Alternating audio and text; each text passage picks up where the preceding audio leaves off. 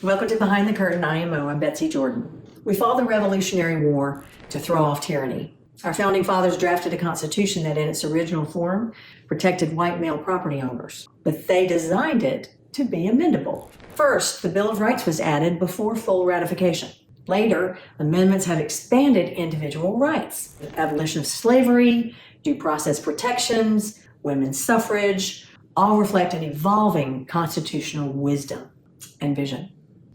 We fought a civil war that preserved union and abolished slavery. Decades later, the Civil Rights Act, the Voting Rights Act, and the suffrage movement secured broader political participation. Today, concerns about immigrants or even citizens being arrested with little to no provocation, widespread federal layoffs, and centralization of power in the executive branch raise alarms. Are these developments part of a strategy to dismantle the protections of our evolved Constitution? Let's analyze this. So the founding era and the Bill of Rights. Indeed, the original 1787 Constitution lacked an explicit list of individual rights and deferred voting eligibility and other civil rights to the states. Most states limited voting to white male landowners, not even all white males.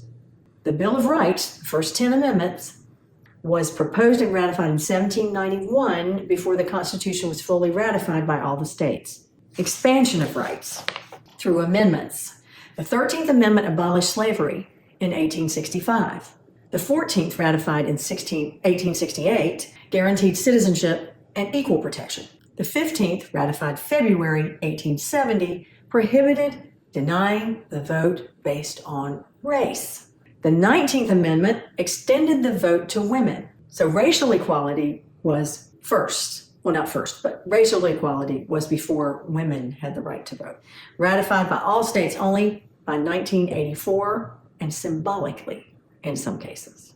The 26th Amendment lowered the voting age to 18. The Civil Rights Act.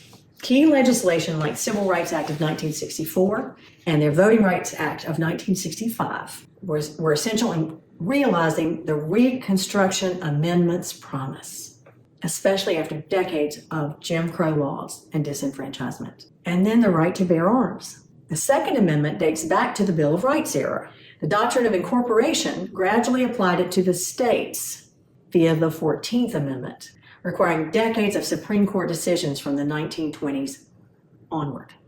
So current concerns about executive power, immigration, enforcement, and layoffs. So recent federal policies, executive orders, invoking national emergencies, broad immigration enforcement under the Alien Enemies Act, and centralized decision-making have prompted critics to warn of authoritarian impulses and erosion of checks and balances. The Supreme Court has recently allowed sweeping federal layoffs, especially at the Department of Education and others, while critics argue that Congress's powers are being bypassed or undermined. And that system of checks and balances of the executive branch, the judicial branch, and the legislative branch is really important for the balance of power that democracy requires. Simultaneously, violence against or arrests of immigrants, including U.S. citizens or longstanding residents, without timely judicial review, limits due process concerns provided for in the Constitution as amended. So yes, the Constitution was intentionally amendable, and the Bill of Rights was added early and influenced ratification. It's a fact. Amendments in civil rights laws have significantly expanded individual freedoms over time. Also a fact. The right to bear arms was established early and incorporated over successive decisions. Also a fact. Recent policies do raise legitimate concerns about executive overreach, immigration detentions, erosion of due process, centralization of power, and downsizing of independent agencies. So, raises questions about the constitutionality of those things. So the conclusion is, our country's constitutional evolution reflects a long struggle to expand rights and uphold checks and balances. That's what we've had a history of. And today's challenges, really since the beginning of this year, mass layoffs, executive emergency powers, immigration enforcement, and reduced institutional oversight raise critical questions. Are we witnessing a strategic rollback of constitutional protections shaped over centuries? There's a school of thought that said yes. Or is this governance in turbulent times? A school of thought says yes to that too.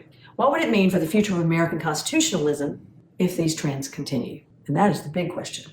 So let me know what you think. How should we respond to safeguard our constitutional freedoms and our constitutional evolution while maintaining effective governance? This has been Behind the Curtain IMO. Thank you for being here.